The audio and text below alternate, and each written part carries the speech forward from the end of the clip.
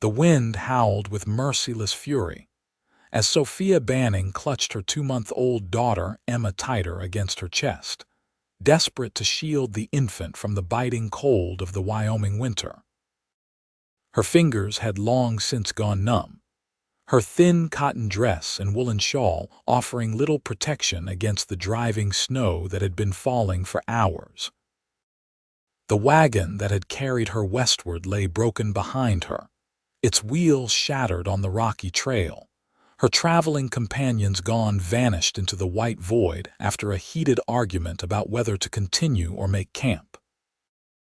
In the end, they had chosen to continue on without her, taking the remaining horses and supplies, unwilling to be slowed by a woman with a baby as night approached and the storm worsened. "Hold on, my sweet girl," Sophia whispered, her voice barely audible over the wind. "We'll find shelter.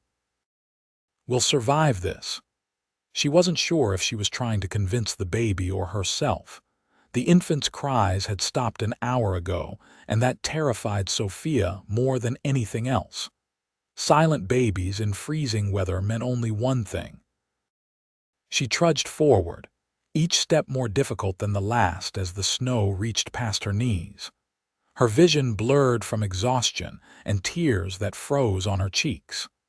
The sun had set, leaving only the ghostly white landscape illuminated by what little moonlight filtered through the storm clouds. In the distance, a dark shape loomed, perhaps a rock formation, perhaps a tree line, perhaps just another cruel trick of her desperate mind.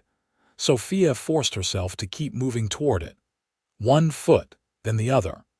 Her body screamed in protest, but her will remained unbroken. She had already lost her husband to typhoid fever in St. Louis. She had already buried her parents back in Pennsylvania. She would not let this wilderness claim her daughter too. She barely registered the sound of hoofbeats approaching from behind her. Perhaps it was death coming for her after all, taking the form of her greatest hope rescue. She turned slowly, squinting through the swirling snow. A large figure on horseback emerged from the white veil, the silhouette of a man in a wide-brimmed hat atop a powerful black horse. For a moment she thought she had imagined him a phantom of her desperate hope. "Madam," his voice cut through the howling wind. "Madam, what in God's name are you doing out here in this storm?" Sophia tried to respond, but her voice failed her. Her knees buckled and she felt herself falling. As darkness closed in around her vision, she was aware only of strong arms catching her, of her baby being gently taken from her frozen grip, and of a deep voice saying, "I've got you. You're safe now." When Sophia awoke, it was to the crackling sound of a fire and blessed warmth enveloping her body. For a moment, she lay still, afraid that if she moved or opened her eyes, the sensation would disappear, and she would find herself back in the deadly embrace of the blizzard. "Emma," she whispered, her maternal instinct overriding all else. Her eyes flew open and she tried to sit up, only to find her body stiff and uncooperative. "Easy there," came a deep voice from somewhere to her right. "Your little one is fine, she's sleeping right over there." Sophia turned her head to see a small bundle wrapped in what appeared to be a man's flannel shirt, nestled in a makeshift bed of saddle blankets near the fire. The tiny rise and fall of the bundle confirmed that Emma was indeed breathing, and relief flooded through Sophia's body. Only then did she take in her surroundings. She was in a small cabin, rustic but solid. A fire roared in a stone fireplace, and she herself was wrapped in several thick blankets on a narrow bed. A man sat in a wooden chair nearby, watching her with concerned eyes. He was tall, even-seated, with broad shoulders and a lean, weather-hardened face. Dark hair fell to his shoulders, and a shadow of stubble covered his jaw. His eyes, a startling blue against his sun-darkened skin, regarded her steadily. "Samuel Warren," he said, nodding slightly. "Most folks just call me Sam." "Sophia Banning," she replied, her voice hoarse. "And that's Emma." Sam rose and brought her a tin cup of water. "Drink slow," he advised as he helped her sit up enough to sip. "You were near frozen when I found you. What happened out there, Mrs. Banning?" The simple question brought everything rushing back: the broken wagon, the argument, being abandoned by her traveling companions, the desperate trek through the snow. Tears welled in her eyes before she could stop them. "Our wagon broke down," she managed to say. "I was traveling with a family heading to Oregon. When the wheel broke, they decided I would slow them down too much. They took the horses and left us." The look that crossed Sam's face was dark with anger. What kind of men leave a woman and baby to die in a blizzard? "Frightened ones," Sophia said simply. "The storm was getting worse. They had their own children to worry about." Sam shook his head, clearly not accepting this excuse. "Been ranching in this territory for 8 years. Seen all kinds of people come through. Never understood the ones who forget their humanity when times get hard." He stood and moved to check on Emma. "Your little one's a fighter. Got her warmed up just in time. How did you find us?" Sophia asked, watching as his large, calloused hands adjusted the blanket around her daughter with surprising gentleness. "Was riding back from town when the storm hit. Decided to cut straight across to the cabin rather than follow the trail. Wouldn't have seen you otherwise." He paused. "Providence, maybe." "Thank you," Sophia whispered, the words entirely inadequate for what she owed this man. "If you hadn't come along—" "But I did," Sam interrupted, seemingly uncomfortable with her gratitude. "No use dwelling on what might have been." He moved to the small stove in the corner of the cabin. "You need to eat something. Stew's been simmering. Nothing fancy, but it'll put warmth back in your bones." As he ladled the thick stew into a bowl, Sophia took the opportunity to observe him more carefully. He moved with the easy confidence of a man accustomed to relying on himself. His clothes were worn but clean, simple canvas trousers, a woolen shirt with the sleeves rolled up, revealing strong forearms corded with muscle. Not a gentleman, certainly, but there was a quiet dignity about him that spoke of strong character. "Where were you headed?" he asked, bringing her the bowl and helping her sit up properly against the headboard. "Silver Creek," she replied, accepting the stew gratefully. The rich aroma made her stomach growl painfully, reminding her that she hadn't eaten since morning. "My cousin lives there. After my husband died, she wrote offering me a place to stay until I can get on my feet." Sam nodded. "Silver Creek's about 40 miles southwest of here. No traveling anywhere until this storm passes, though. Probably be a few days." Sophia's heart sank. She was already imposing on this stranger's hospitality. "I don't want to be a burden, no burden," he cut in. "Wouldn't have brought you here just to turn you out. You and the little one will stay until it's safe to travel, and that's that." There was no arguing with the finality in his tone, so Sophia simply nodded and focused on eating her stew. It was surprisingly good, rich with meat and vegetables. "This is delicious," she said after a few bites. A ghost of a smile crossed his face. "Man living alone learns to cook or starves. You live here by yourself, just me and the horses and cattle." He settled back in his chair. "Got about 200 head grazing on the north pastures. Good land here." A small cry from Emma interrupted their conversation. Sophia immediately tried to get up, but Sam was faster. "Rest," he said. "I'll bring her to you." He lifted the infant with careful hands and carried her to Sophia. The sight of this rugged cowboy cradling her tiny daughter stirred something unexpected in Sophia's chest. "She'll be hungry," Sophia said, setting aside her half-eaten stew. Sam nodded and turned his back, busying himself at the stove to give her privacy as she adjusted her clothing to feed Emma. The consideration touched her. "I've got some supplies in town," he said, still facing away. Once the storm breaks, I can ride in and see about getting what you might need for the baby, and I can take you to Silver Creek when you're strong enough to travel." "You've already done so much," Sophia protested. "Just doing what any decent man would," he replied, though they both knew that wasn't entirely true. Many would have done far less. Outside, the wind howled against the cabin walls, but inside, for the first time in months, Sophia felt truly safe.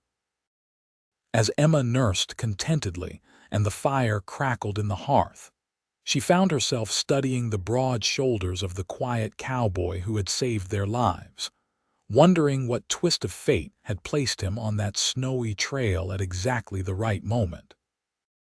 The storm raged for 3 days, confining them to the small cabin. Sam proved to be a considerate host, if somewhat reserved. He gave Sophia his bed and made a pallet for himself near the fire. During the days, he ventured out only to tend to his horse in the small attached stable and to bring in more firewood. The rest of the time, he kept himself busy with small repairs around the cabin, whittling, or reading from one of the few books he owned.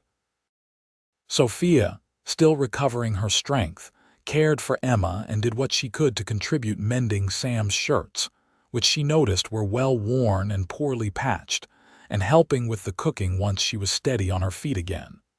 On the morning of the 4th day, Sophia awoke to silence. The constant howl of the wind had finally ceased. Bright sunlight streamed through the cabin's single window, reflecting brilliantly off the snow outside. She found Sam already awake, pulling on his heavy coat. "Storm's past," he said by way of greeting. "Need to check on my cattle, make sure none strayed too far." "Will you be all right here for a few hours?" "Of course," Sophia assured him. "We'll be fine." After he left, Sophia fed Emma and then, feeling restless after days of confinement, bundled herself and the baby up warmly and ventured outside. The cold air was bracing but refreshing after the smoky warmth of the cabin. The landscape that greeted her stole her breath away. Rolling hills stretched out before her, blanketed in pristine white that sparkled in the sunlight. To the west, mountains rose majestically against an impossibly blue sky. The small cabin sat in a protected hollow, with a barn and corral nearby. It was simple but beautiful in its isolation. She was still standing there, taking in the view when Sam returned on horseback. He pulled up short when he saw her, and for a moment they simply looked at each other. With the sunlight on his face and the magnificent landscape behind him, he looked like he belonged here, a part of this wild, beautiful country. "Everything all right with your cattle?" she asked. "Lost 2 calves to the cold," he replied, dismounting. "Could have been worse." He approached, nodding toward Emma. "How's she doing in the cold?" "She's well bundled," Sophia assured him. "I just needed some fresh air." "It's a fair day for riding," he said after a moment. "If you're feeling strong enough, I could take you into town.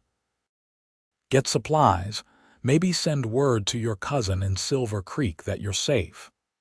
The thought of leaving the cabin produced an unexpected pang in Sophia's chest, which she quickly dismissed.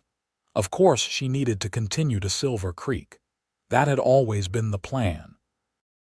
"That would be wonderful," she said. "Thank you," Sam nodded. "We'll take the sleigh. More comfortable for you and the little one than horseback."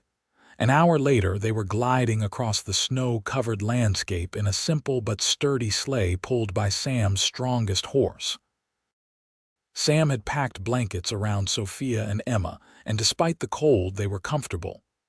"Have you always been a rancher?" Sophia asked, breaking the companionable silence that had fallen between them.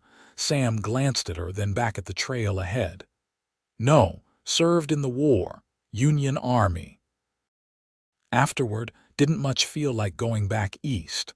Worked as a drover for a while, saved up, then claimed this land 5 years ago." "You fought in the war." Sophia hadn't considered that he might be a veteran. The conflict had ended 13 years ago, which would make him older than she'd initially thought, perhaps in his mid-30s. He nodded. Pennsylvania 11th. Saw things no man should see. His tone made it clear he didn't wish to elaborate. My husband fought as well, Sophia offered. He came back, changed. The typhoid took him last spring, but in truth, I'd been losing him by inches since Gettysburg. Sam's hands tightened on the reins. Gettysburg, he repeated softly. I was there too. They fell silent again, connected by the unspoken understanding that comes from shared experience with loss and hardship. Sophia found herself studying his profile, the strong line of his jaw, the slight crease between his brows that suggested he frowned more often than he smiled. "And you?" he asked eventually. "You always been headed west?" Sophia smiled faintly. "No, I was a school teacher in a small town outside Philadelphia. Never imagined I'd end up here." She looked down at Emma, sleeping peacefully despite the motion of the sleigh. "After James died, there wasn't much left for us there. My cousin Martha wrote that Silver Creek is growing, might need a teacher. It seemed like a chance to start fresh." "Silver Creek's a decent town," Sam allowed. "Growing fast with the new silver strike. Has its rough edges like any mining town, but there are good families there too." They crested a hill, and suddenly a small settlement appeared in the valley below, perhaps 24 buildings clustered along a main street, with scattered homesteads visible in the distance. "Welcome to Elk Hollow," Sam said. "Not much to look at, but it serves the ranchers and trappers in these parts." The town was indeed modest: a general store, a saloon, a small church, and various other businesses and homes. As they pulled up in front of the general store, several people called out greetings to Sam, their curious gazes lingering on Sophia and the baby. "Word travels fast in small towns," Sam murmured as he helped her down from the sleigh. "Brace yourself for questions." The storekeeper, a rotund man with bushy side whiskers, didn't disappoint. "Sam Warren, twice in 1 week. Must be some kind of record. And who might this lovely lady be?" "Abner, this is Mrs. Sophia Banning and her daughter Emma," Sam said, his tone discouraging further inquiry. "Mrs. Banning, Abner Miller. He runs the store and most of the town's business." "A pleasure, madam," Abner said, tipping his hat. "Any friend of Sam's is welcome in Elk Hollow."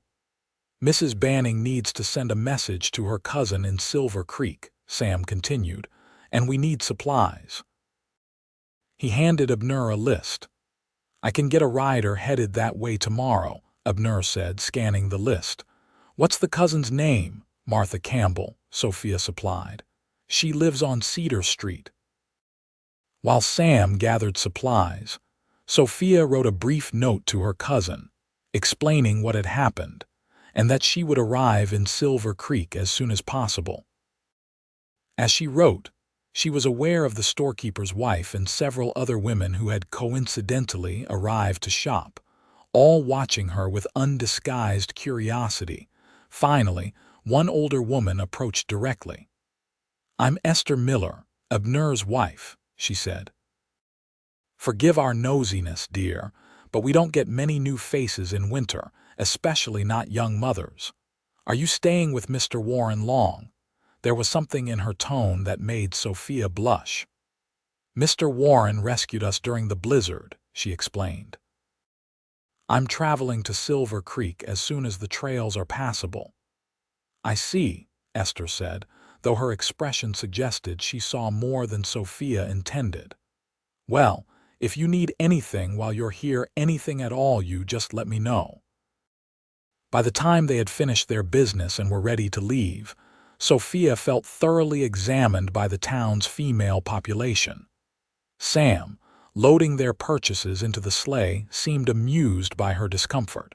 "Told you," he said quietly. "Small towns run on gossip. They think." Sophia hesitated, embarrassed. "They seem to believe that you and I—" "Let them think what they want," Sam said with a shrug. "Won't be the first time they've been wrong about me." As they prepared to depart, a man emerged from the saloon across the street and called out, "Warren." "Hold up a minute." Sam tensed visibly beside her. "Stay here," he said, his voice suddenly hard. He stepped away from the sleigh to meet the approaching man halfway. The newcomer was expensively dressed for a frontier town, a fine wool coat, polished boots, and a silk vest visible beneath his open jacket. His face was handsome in a sharp way, with cold eyes that assessed Sam with obvious disdain. "Heard you lost a couple head in the storm," the man said, loud enough for Sophia to hear. "Shame. Makes it that much harder for you to make your payment, doesn't it?" "I'll make the payment, Harrison," Sam replied, his voice level but tight. "Same as always." The man named Harrison smiled unpleasantly. "See that you do. My father's patience isn't endless." His gaze shifted to Sophia, and his smile widened. "And who's this? Finally found a woman willing to live in that shack of yours." Sam stepped into his line of sight, blocking Sophia from view. "Mrs. Banning is a guest. She's traveling to Silver Creek." "Is she now?" Harrison's eyes narrowed with interest. "Well, madam, if you find yourself in need of more comfortable accommodations, the Harrison Ranch is always open to guests, particularly such lovely ones." Before Sophia could respond, Sam had turned back to the sleigh. "We're leaving," he said shortly, helping her up and climbing in beside her with none of his usual careful courtesy. As they pulled away, Sophia glanced back to see Harrison watching them, that same unpleasant smile on his face. "Who was that?" she asked once they were clear of the town. "Victor Harrison," Sam replied, his jaw tight. "Son of Edmund Harrison, who owns the biggest ranch in the territory and thinks that entitles him to own everything else too." He mentioned a payment. Sam was silent for so long that Sophia thought he wouldn't answer. Finally, he sighed. "Had a bad year last year. Drought killed off a lot of the grass, had to sell some stock before they starved. Took a loan from Harrison to get through the winter. He's been eager to collect." Sophia sensed there was more to the story, but Sam's closed expression discouraged further questions. They rode in silence for a while, the only sounds the creak of the sleigh and the steady breathing of the horse. "I'm sorry if I caused you embarrassment," Sophia said finally. "The townspeople clearly think—" "You've got nothing to apologize for," Sam interrupted. "What people think isn't important." But as they returned to the isolated cabin that suddenly seemed more like a sanctuary than a temporary shelter, Sophia couldn't help but wonder if what people thought might be more important than Sam was willing to admit. The next week passed in a strange, peaceful rhythm that began to feel dangerously like normalcy to Sophia. Each day, Sam would rise before dawn to tend to his cattle, returning mid-morning for a hearty breakfast that Sophia prepared. They would spend the day in quiet companionship, Sam repairing tack or working on small projects around the cabin, Sophia caring for Emma and helping with whatever household tasks needed attention. In the evenings, they would sit by the fire, sometimes talking, sometimes in comfortable silence. Sam proved to be surprisingly well-read for a frontier rancher, and they discovered a shared love of poetry. One evening, he recited Wordsworth from memory, his deep voice giving new meaning to the familiar verses, and Sophia found herself watching his face in the firelight, captivated by the glimpse of the sensitive soul beneath the rugged exterior. Emma thrived in the stable environment, growing more alert and responsive each day. To Sophia's surprise, Sam showed a natural affinity with the infant, his big hands gentle as he held her, his deep voice softening when he spoke to her. "You're good with her," Sophia remarked one evening as Sam walked the cabin floor with Emma, who was fussy with colic. "Have you been around babies before, A shadow crossed his face. Had a sister back in Pennsylvania. She had 3 little ones. I used to help when I visited. The past tense wasn't lost on Sophia. And now, lost her husband at Antietam. Then she took fever the winter after the war. The children went to her husband's family. His voice was flat, but Sophia could hear the pain beneath. They didn't much care for having a former Union soldier around, even if he was family by marriage. "I'm sorry," Sophia said softly. Sam shrugged, but his arms tightened slightly around Emma. It was a long time ago. But the war wasn't really a long time ago for either of them, Sophia realized. Its shadows still stretched into their present lives, shaping their choices and their losses. On the 10th day after the storm, a rider arrived from Silver Creek, a gangly youth who introduced himself as Timothy, Martha's eldest son. "Ma sent me to fetch you, Cousin Sophia," he explained after introductions were made. "She was mighty worried when you didn't arrive as scheduled, then got your letter saying you'd been caught in the storm." Sam, who had been repairing a harness at the table, looked up. "Trail to Silver Creek should be clear enough now," he said, his voice carefully neutral. "If you're ready to travel." Sophia felt a sudden reluctance that took her by surprise. In just 10 days, this cabin had begun to feel like home in a way no place had since before the war. The thought of leaving, of saying goodbye to Sam, created an ache in her chest she hadn't anticipated. "Yes, I suppose we should go," she said, unable to meet Sam's eyes. "My cousin will be expecting us." "I'll take you," Sam said, rising. "The sleigh will be more comfortable than horseback for you and Emma." Timothy looked between them, clearly sensing some undercurrent. "That's mighty kind, Mr. Warren, but I brought our wagon. Ma sent plenty of blankets and such." "Even better," Sam said, though something in his tone suggested he didn't think it was better at all. "You can be in Silver Creek by nightfall if you leave soon." The next hour passed in a flurry of activity as Sophia gathered her few belongings and prepared Emma for the journey. Sam was uncharacteristically quiet, helping load her trunk into the wagon and securing the blankets Timothy had brought. When the time came to depart, Sophia found herself lingering, searching for the right words to express what these days had meant to her. "Sam," she began, her voice catching. "I don't know how to thank you for what you've done for us." "No need for thanks," he said gruffly. "Anyone would have done the same." "No," Sophia said firmly. "Not anyone. What you did taking in strangers, sharing your home, your food, your kindness. It's rare, and I want you to know how much it's meant to me, to us." Sam looked at her then, really looked at her, and the intensity in his blue eyes made her breath catch. For a moment she thought he might say something more, might ask her to stay. But then Timothy cleared his throat awkwardly from the wagon, and the moment was broken. "You'd best get going," Sam said, stepping back. "Daylight's burning." Sophia nodded, suddenly unable to speak past the lump in her throat. She climbed into the wagon, cradling Emma close. As Timothy clicked to the horses and the wagon began to move, Sophia looked back. Sam stood in front of his cabin, tall and solitary against the winter landscape, watching them go. She raised her hand in farewell, and he lifted his in response, a silent goodbye that felt painfully inadequate. Silver Creek proved to be exactly as Sam had described it, a bustling mining town with rough edges, but signs of civilization and permanence. Martha Campbell, a robust woman in her 40s with Sophia's same chestnut hair, welcomed her with open arms and abundant curiosity about her delayed journey and the cowboy who had rescued her.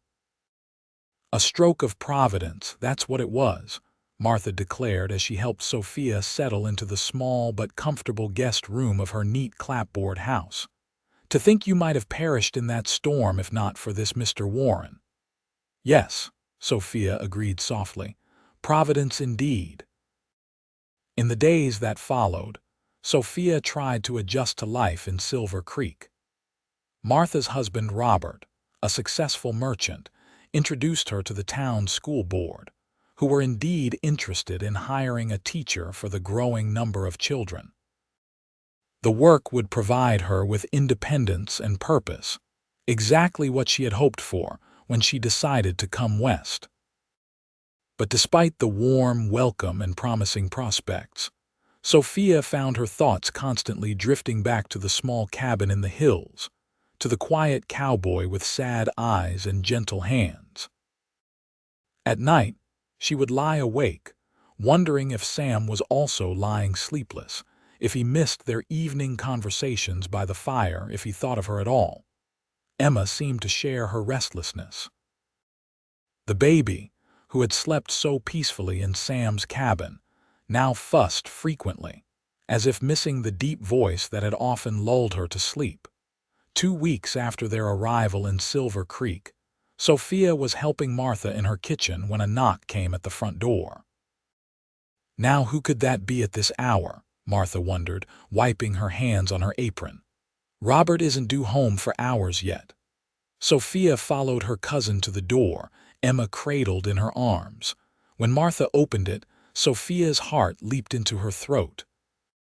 Sam Warren stood on the porch, hat in hand, looking as uncomfortable in town as a wild Mustang in a stable. He wore a clean shirt and his best trousers, and his dark hair was neatly combed, but nothing could disguise the essential wildness about him, the sense that he belonged to the open country, not these civilized streets. "Mr. Warren," Martha exclaimed, clearly surprised. "What brings you to Silver Creek?" Sam's eyes found Sophia over Martha's shoulder, and something in them made her breath catch. "I came to see Mrs. Banning," he said simply, "if that's acceptable." Martha glanced back at Sophia, a knowing smile playing at her lips. "Of course it's acceptable. Do come in. I was just about to step out to the mercantile for some sugar. Perhaps you could keep Sophia company while I'm gone." The transparent excuse made Sophia blush, but she was too glad to see Sam to protest. As Martha bustled out, making a great show of taking her time with her coat and bonnet, Sophia and Sam stood in awkward silence. When the door finally closed behind Martha, Sam cleared his throat. "You're looking well," he said. "You and Emma both." "We are," Sophia agreed. "Thanks to you." Another silence fell, heavy with unspoken words. "I wanted to make sure you were settled properly," Sam said finally, "that you had everything you need." "That's very kind of you," Sophia replied, wondering if that was really why he had ridden 40 miles. Sam shifted his weight, looking more uncomfortable by the second. "Also, He stopped, frowning, then tried again. "The cabin's quiet without you both." The simple admission sent warmth spreading through Sophia's chest. "We've missed you too," she said softly. Then, gathering her courage, "Emma hasn't been sleeping well. I think she misses your voice." Sam's eyes softened as he looked at the baby in her arms. "May I?" he asked, holding out his hands. Sophia passed Emma to him, their fingers brushing in the exchange. The familiar way the baby settled against his broad chest, immediately quieting, brought tears to Sophia's eyes.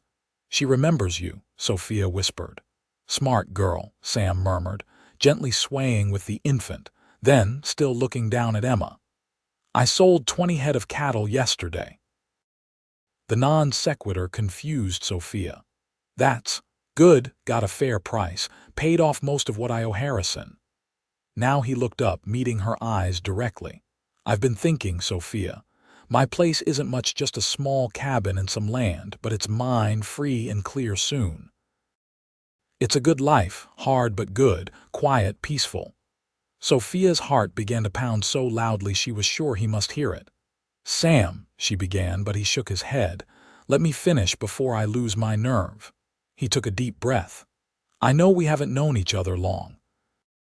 I know you came west for independence, not to tie yourself to another man. And I've got nothing fancy to offer, not like you probably had back east. But these past weeks without you and Emma, they've shown me what my life could be like with you in it, and what it's like without you." He stepped closer, still cradling Emma until they were only inches apart. "I'm asking if you might consider a different path than the one you planned, if you might consider a life at that cabin with me, as my wife." Sophia's eyes filled with tears. "Oh, Sam." Fear flashed across his face, quickly masked. "I understand if you need time to think about it, or if the answer is no, I just had to ask." "The answer isn't no," Sophia said quickly, reaching out to touch his arm. "It's just, are you certain? We've known each other such a short time." "I've never been more certain of anything," Sam said, his voice steady now. "I knew when I found you in that snow that something important had happened. I just didn't understand what until you were gone."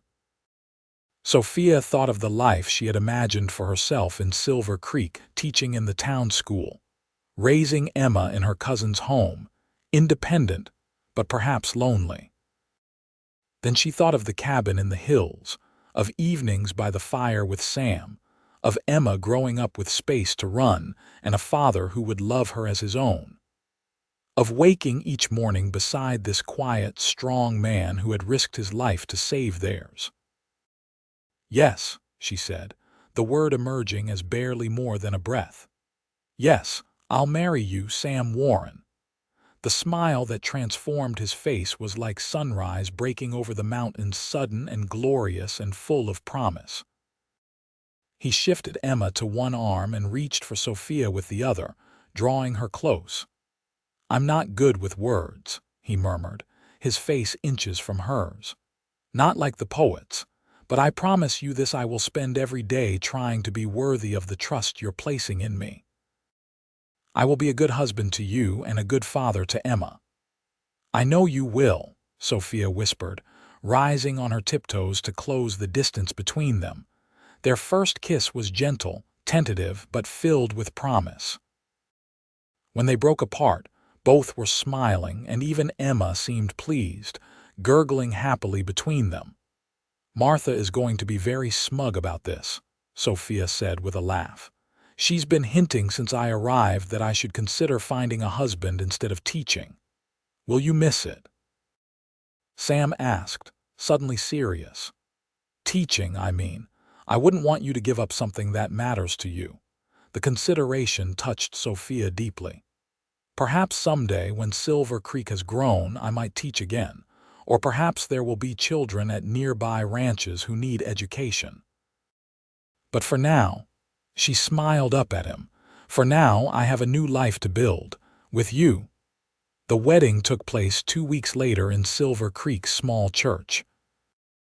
Martha had insisted on making Sophia a proper wedding dress, and the women of the town, charmed by the romantic story of the rescue in the blizzard, had rallied to provide a modest but joyful celebration. Sam, standing at the altar in a new suit that made him look both handsome and slightly uncomfortable, watched with wonder as Sophia walked toward him on Robert Campbell's arm. She was radiant in a gown of ivory silk, her chestnut hair adorned with tiny white flowers. Emma, in Martha's arms at the front of the church, wore a miniature dress made from the same fabric as her mother's. The ceremony was simple and heartfelt. When Sam slipped the ring onto Sophia's finger, a delicate band of gold that had been his mother's, his hands trembled slightly. But his voice was steady as he repeated his vows. "I, Samuel James Warren, take thee, Sophia Elizabeth Banning, to be my wedded wife, to have and to hold from this day forward, for better, for worse, for richer, for poorer, in sickness and in health, to love and to cherish, till death us do part, according to God's holy ordinance. And thereto I plight thee my troth." Sophia's eyes shimmered with tears as she spoke her own vows, her voice clear and sure. When the minister pronounced them husband and wife, Sam bent to kiss her with a tenderness that made the women in the congregation sigh and brought knowing smiles to the faces of the men. The celebration afterward was lively, with food and music and dancing in the town hall. Sam, who had arrived in Silver Creek knowing no one but Sophia, found himself welcomed warmly by the community. Even Victor Harrison, who had ridden in from Elk Hollow presumably to check on his father's investment, offered stiff congratulations. "Seems you found a way to secure your future, Warren," he said, his smile not reaching his eyes. "Smart move."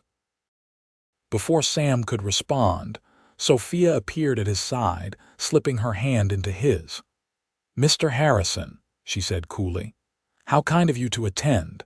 My husband and I appreciate your good wishes." The emphasis on "my husband" was subtle but unmistakable. Harrison's smile tightened, but he tipped his hat to Sophia. "Mrs. Warren, congratulations on your marriage. I trust you'll be comfortable at the Warren Ranch." "I have no doubt I will be," Sophia replied with perfect composure. After all, it's not the size of the house that matters, but the character of the man who built it. Harrison's face darkened, but with other guests nearby, he merely nodded curtly and moved away. "That man does not like to lose," Sam murmured, squeezing Sophia's hand. "And he considers this a loss." "Then he's a poor judge of what matters," Sophia replied. "Besides, from what you've told me, once your debt is paid, he'll have no further claim on you or your land." "2 more payments," Sam confirmed. "Spring cattle sales should cover it." As the evening progressed, Sophia found herself watching her new husband with growing affection and anticipation. Sam was not a natural at social gatherings, but he made an effort for her sake, dancing awkwardly but earnestly when she asked, making polite conversation with Martha's friends, even bouncing Emma on his knee when she grew fussy. Oblivious to the fond looks, this earned him from the women present. When they finally departed, it was in the same sleigh that had carried Sophia to safety that fateful night, now decorated with ribbons and trailing tin cans, courtesy of the local children.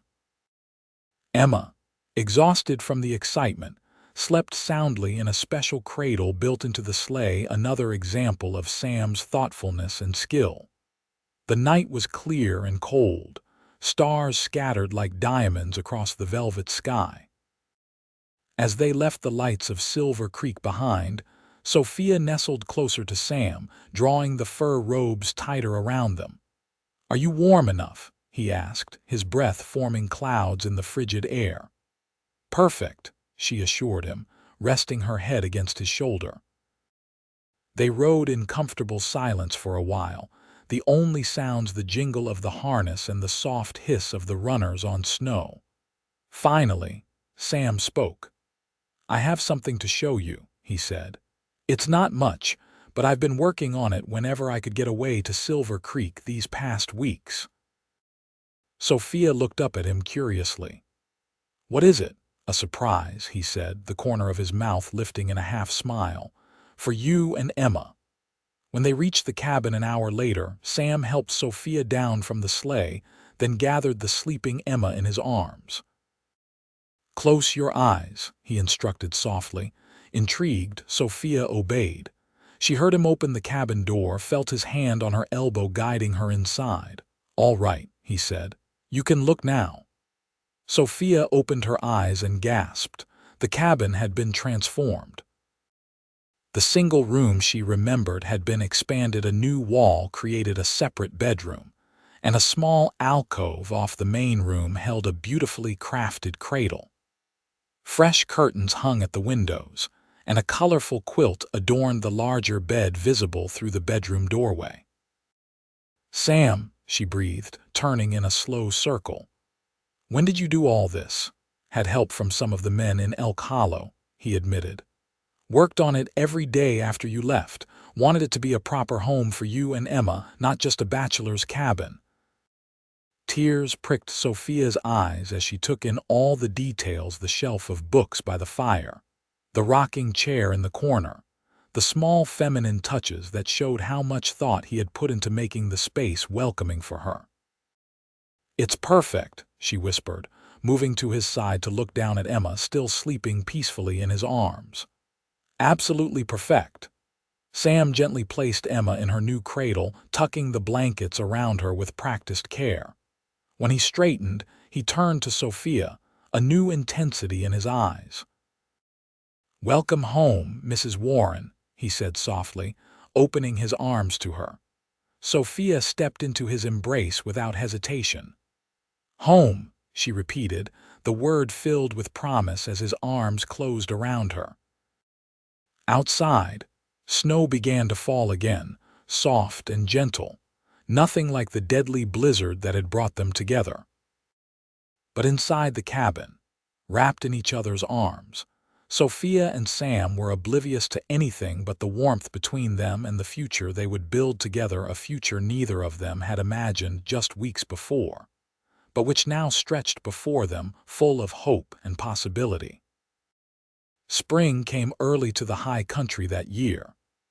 By March, the snows had retreated to the highest peaks, and the rolling hills around the Warren Ranch burst into vibrant green, dotted with wildflowers. Sophia, who had only seen the landscape under its winter blanket, was enchanted by the transformation. "It's like a different world," she remarked one morning as she and Sam sat on the cabin's small porch, watching the sunrise paint the eastern sky in brilliant gold and pink. Emma, now 7 months old, sat on a blanket at their feet, happily gumming a wooden rattle Sam had carved for her. "Wait till you see it in summer," Sam replied, his arm draped comfortably around her shoulders. "When the meadows are full of flowers and the aspens shimmer in the breeze. That's when it's at its best."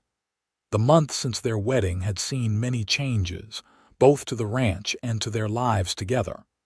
With Sophia's careful management of their resources and Sam's hard work, they had paid off the debt to Harrison ahead of schedule. The herd had grown with the spring calving, promising a good return when it came time to drive them to market. The cabin, too, had continued to evolve under their joint care. Sophia had planted a small garden, and Sam had added a proper fence around it to keep out the deer and rabbits. Inside, the once sparse dwelling had become a true home, filled with small comforts and personal touches. But the greatest change had been in Sam himself. The quiet, reserved man who had rescued Sophia and Emma from the blizzard had gradually opened up, revealing a dry wit, a tender heart, and a depth of feeling that sometimes took Sophia's breath away. In the privacy of their bedroom, he had proven to be a considerate and passionate husband, and watching him with Emma teaching her to clap her hands, singing off-key lullabies, patiently encouraging her first attempts to crawl, had only deepened Sophia's love for him. "I have news," Sophia said, breaking the comfortable silence between them. "I heard from Martha yesterday. The school board in Silver Creek has asked if I would consider teaching summer sessions for the older children, just 3 days a week." Sam turned to look at her, his expression careful. "Is that something you want to do?" Sophia appreciated that he asked what she wanted, not what he thought of the idea. It was one of the many ways he showed his respect for her as a partner, not just a wife. "I've been thinking about it," she admitted. "I do miss teaching. But Silver Creek is a long ride, and I wouldn't want to be away from you and Emma overnight." Sam was quiet for a moment, considering. "What if we built a small place in town? Nothing fancy, just somewhere you could stay those nights you're teaching. Emma and I could come with you sometimes." The suggestion surprised Sophia. "You do that? Buy property in town just so I could teach?" Sam smiled, the expression that had once been rare now coming easily to his face. "I do a lot more than that to see you happy, Sophia. Besides, having a place in town might be useful as Emma gets older. For her schooling eventually." Sophia leaned into him, overcome with gratitude for this man who continually surprised her with his thoughtfulness. "I love you, Samuel Warren." "And I love you," he replied, his voice gruff with emotion. More than I ever thought possible. Their quiet moment was interrupted by Emma, who had managed to roll herself to the edge of the porch and was determinedly trying to reach a particularly interesting pebble. Sam scooped her up before she could tumble into the dirt, swinging her high into the air and eliciting a delighted squeal. Just like her mother, he said with a grin. Always pushing boundaries.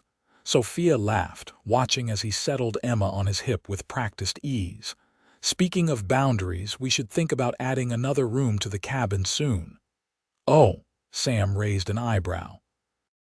Is the current arrangement not to your liking? On the contrary, Sophia said, a slight blush coloring her cheeks. I'm very fond of our current arrangement, but in about 7 months we're going to need more space. For a moment, Sam looked confused. Then understanding dawned and his face transformed with wonder. Sophia, are you saying? She nodded, her eyes bright with happy tears. Yes, we're going to have another baby. Sam stared at her, speechless, then carefully set Emma back on her blanket before pulling Sophia to her feet and into his arms. His kiss was tender but full of passion, his hands framing her face as if she were the most precious thing in the world. Another baby, he whispered when they finally broke apart. Our baby. The emphasis on "our" wasn't lost on Sophia. Though Sam had embraced Emma as his own from the beginning, this child would be a physical manifestation of their love, a new life created between them. Are you pleased? She asked, though his reaction had made the answer obvious. Please doesn't begin to cover it, Sam said, his voice rough with emotion. I never thought I'd have this, Sophia. A family. A future. After the war, I figured I'd live out my days alone, just me and the land and the cattle. And then you appeared in that snowstorm like some kind of miracle, and everything changed. Sophia remembered that night, the desperate cold, the fear, the certainty that she and Emma would die alone in the wilderness. And then the silhouette of a rider emerging from the storm, strong arms lifting her from the snow, a deep voice promising safety. We found each other when we needed each other most, she said softly. Providence, like you said that first night. Sam nodded, his hand moving to rest gently on her still flat stomach. Providence indeed. Emma, not to be ignored for long, began to babble insistently, reaching her arms up to them. Sam laughed and bent to pick her up again, settling her between them in a family embrace. As the sun rose fully over the eastern mountains, bathing the three of them in golden light, Sophia looked out over the land that had become her home. The path that had led her here had been marked by loss and hardship, by a desperate journey through snow and darkness. But it had brought her to this moment, to this man and this life that she would not trade for anything. What are you thinking? Sam asked, noticing her contemplative expression. Sophia smiled up at him, her heart full. I'm thinking that sometimes the road we most fear to travel leads us exactly where we need to be. Sam's arm tightened around her. In this case, to a broken-down cabin in the middle of nowhere, with a cowboy who didn't know what he was missing until you showed him. Not nowhere, Sophia corrected gently. Home. The word hung between them, weighted with meaning, with shared history and future promise.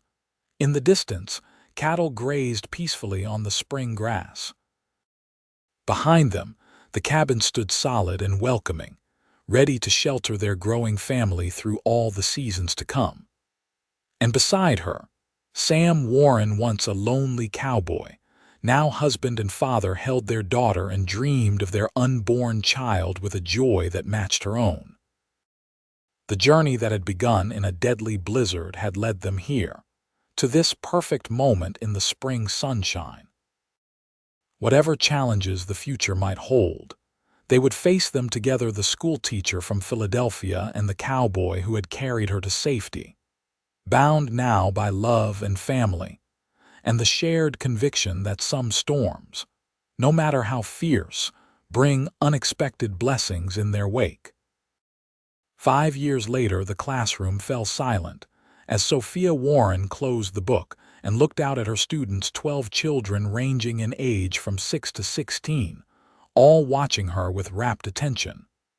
"That's all for today," she said, smiling at their disappointed faces. "Tomorrow we'll find out if Professor Leidenbrock and his companions escape from the center of the earth." "But Mrs. Warren," protested 10-year-old Billy Johnson, "you can't leave us wondering like that.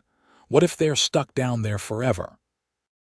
"Then you'll have to use your imagination to rescue them," Sophia replied, rising from her desk. "Or return tomorrow to discover Jules Verne's solution." The children gathered their slates and books, chattering excitedly about giant mushroom forests and prehistoric creatures as they filed out of the small schoolhouse. Silver Creek had grown considerably in 5 years, expanding from a rough mining settlement to a proper town with a main street lined with businesses, a church with a real steeple, and this schoolhouse, built 2 years ago when the number of children had outgrown the back room of the general store where Sophia had first taught. As the last student departed, Sophia began tidying the classroom, humming softly to herself. Teaching 3 days a week had proven to be the perfect balance, allowing her to use her education and skills while still having ample time for her family and the ranch. The ranch, too, had prospered. Sam's careful management and hard work had expanded their herd and their land. The cabin had grown as well, with additional rooms added as their family increased. Emma, now nearly 6, had been joined by James, 4, and Charlotte, just turned 2. The 4th Warren child was due to arrive in early fall, a fact that was becoming increasingly difficult to disguise beneath Sophia's sensible teaching dresses. "Mama! Mama!" The excited calls preceded Emma's entrance into the schoolhouse. She bounded through the door, her dark braids flying, blue eyes so like Sam's bright with excitement. "Papa's here with the wagon, and he brought James and Charlotte, and he says we're having a picnic by the creek before we go home." Sophia laughed, bending with some difficulty given her expanding waistline to hug her eldest. "That sounds wonderful, sweetheart. Let me just finish here and we'll go join them." "Can I help?" Emma asked, always eager to be useful. At Sophia's nod, she began carefully arranging the primers on the shelf, her small face serious with concentration. As they worked together, Sophia marveled at how much Emma had grown. The tiny baby she had clutched to her chest in that deadly blizzard was now a vibrant, curious child who loved stories and animals and following Sam around the ranch, helping with his chores. Though she had no blood tie to Sam, she had inherited his quiet determination and his love of the land. She was undeniably a Warren in spirit if not in name. "All done, Mama," Emma announced proudly. "Can we go now? Papa said he caught fish for our picnic." "Yes, we can go," Sophia said, gathering her teaching materials. "Let's not keep Papa waiting." They stepped out into the May sunshine to find Sam waiting with the wagon. James stood in the back, holding tightly to the sides, his round face lighting up at the sight of his mother and sister. Charlotte sat on Sam's lap on the driver's bench, her chubby hands gripping the reins alongside his much larger ones. "There are my girls," Sam called, his smile as warm as the spring day. At 39, he had a few more lines around his eyes and strands of silver in his dark hair, but he was still as handsome as the day he had found Sophia in the snow. Life as a rancher had kept him fit and strong, and the happiness of family life had softened the shadows that once haunted his gaze. "Papa caught 3 fish," James announced as Sophia and Emma approached. "Great big ones, is that so?" Sophia replied, accepting Sam's hand to help her up onto the bench. "And did you help?" "I did. I held the string while Papa cleaned them, the boy said proudly. With his mother's chestnut hair and his father's blue eyes, James was a perfect blend of them both in looks and temperament. Very helpful, Sam agreed, settling Charlotte between them as Emma climbed into the back with her brother. And how was school today, Mrs. Warren? Fascinating, Sophia replied with a smile. We've been journeying to the center of the earth with Professor Leidenbrock. Sounds dangerous, Sam said, flicking the reins to start the horses moving. I prefer to keep my adventures above ground these days. The drive to their picnic spot took them along Silver Creek, the waterway that had given the town its name. It was a pretty spot, with willows dipping their branches into the clear water and a grassy bank perfect for a family gathering. As Sam helped Sophia down from the wagon, his hand lingered at her waist, his eyes warm with the love that had only deepened over their years together. "How are you feeling today?" he asked quietly, his gaze dropping briefly to her rounded belly.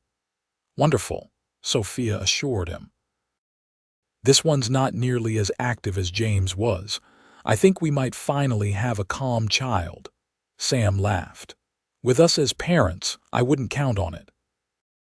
While Sam laid out the picnic fresh-caught trout, bread from the town bakery, early strawberries from their garden, Sophia watched the children play at the water's edge. Emma, ever the responsible eldest, kept a careful eye on Charlotte while helping James build a dam of stones across a shallow part of the creek. "They're growing so fast," Sophia remarked as Sam sat beside her on the blanket. "Sometimes I can hardly believe how much our lives have changed in just 5 years." Sam followed her gaze to the children. "Good changes," he said, slipping his arm around her. "The best kind." They ate their picnic in the dappled shade of the willows, the children's laughter mingling with the sound of the flowing creek.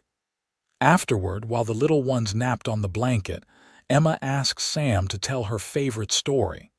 "Which one is that again?" he teased, though he knew perfectly well. "The one about how you found Mama and me in the snow," Emma said, settling against his side. "The real story, not the made-up one." Sam exchanged a glance with Sophia. They had always been honest with Emma about her birth father, keeping James Banning's memory alive through stories and the small keepsake box of his belongings that Sophia had brought west. Emma understood, in the simple way of children, that she had been blessed with 2 fathers, one who had given her life but hadn't lived to see her, and one who had found her in a snowstorm and loved her as his own. "Well," Sam began, his deep voice taking on the storytelling cadence that all his children loved. "It was the worst blizzard I'd seen in all my years in Wyoming territory. The snow was falling so thick I could barely see my hand in front of my face." Sophia listened as he recounted their meeting, marveling at how a story that had begun in desperation and near tragedy had transformed over time into a tale of providence and hope. In Sam's telling, the focus was always on Sophia's courage and determination, on her refusal to give up even when all seemed lost. "And then I saw something moving in the snow," Sam continued, Emma hanging on every word though she'd heard it countless times. "At first I thought it was a deer or maybe a lost calf, but as I got closer I realized it was a woman, holding something tight against her chest, and that something was you, little one. And you carried us both to safety," Emma finished triumphantly, "on your big black horse through the snow." "That's right," Sam agreed, his eyes meeting Sophia's over Emma's head. "Best decision I ever made bringing you 2 home." Later, as they packed up the picnic and loaded the sleepy younger children into the wagon for the ride home, Sophia found herself remembering that night with a clarity that time had not diminished.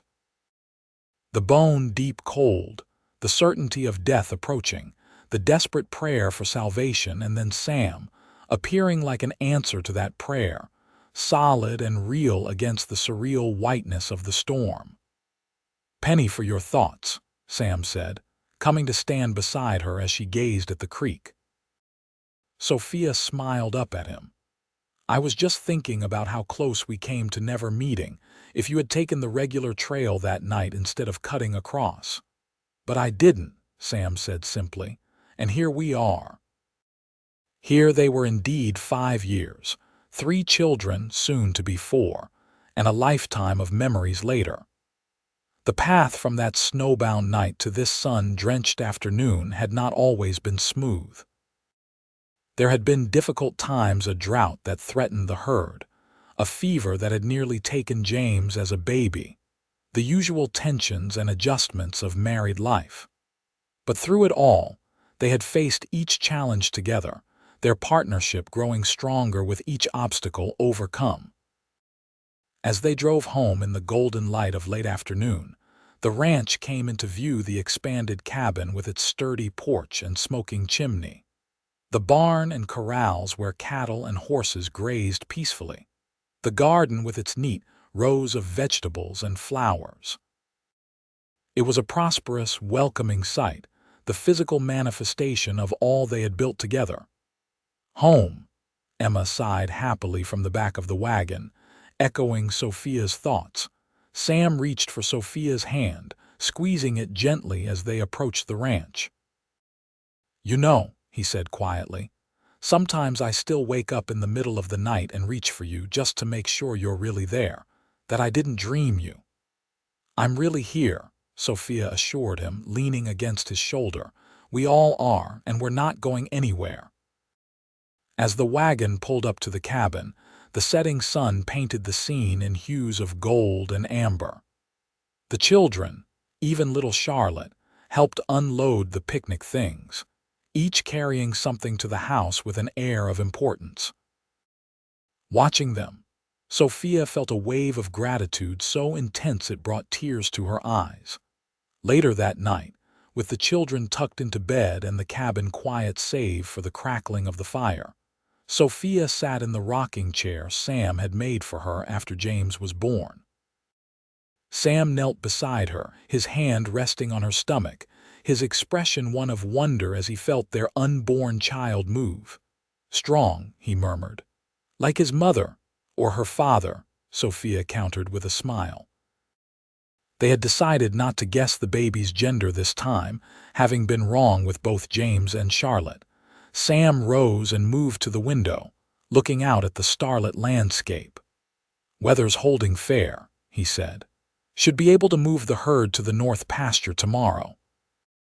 Sophia watched him, admiring the strong lines of his profile against the night sky. "I was thinking," she said, "about what Emma said today, about the real story versus the made-up one." Sam turned, eyebrow raised. "Oh. The story we tell of how we met, of how our family began, it has all the elements of those dime novels the men are always reading in town. The blizzard, the rescue, the cowboy, and the stranded mother." She smiled. "If it were fiction, no one would believe it." "Truth is stranger than fiction," Sam agreed, coming to sit on the arm of her chair. "And a good deal more satisfying in my experience." Sophia leaned her head against him, feeling the solid warmth of him, the steady beat of his heart. "Do you ever wonder what would have happened if we hadn't met that night, if our paths had crossed some other way?" Sam was quiet for a moment, considering. "I like to think we would have found each other somehow," he said finally. "That some things are just meant to be."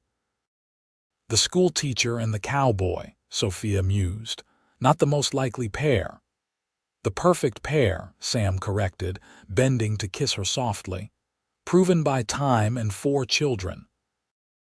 As Sophia returned his kiss, she reflected on the journey that had brought them to this moment, from strangers meeting in a deadly storm to partners sharing a life and a future. It had not been the path she had imagined when she set out for the West, widowed and alone with a baby. But it had led her to this man, this family, this home filled with love and laughter. Outside, A light snow began to fall, unusual for May, but not unheard of in the high country. Sophia watched the flakes drift past the window, no longer harbingers of fear and death, but simple reminders of the night that had changed everything. "Look," she said softly, pointing to the window. "Snow." Sam followed her gaze, his arm tightening around her shoulders. "Full circle," he murmured. "Yes," Sophia agreed, leaning into his embrace. "From that night to this one, from strangers to family, from despair to joy." The snow continued to fall gently outside, but inside the Warren cabin, all was warmth and light and love, the legacy of a blizzard that had nearly claimed 2 lives, but had instead created a family. The fulfillment of a journey that had begun in desperate flight and ended in coming home.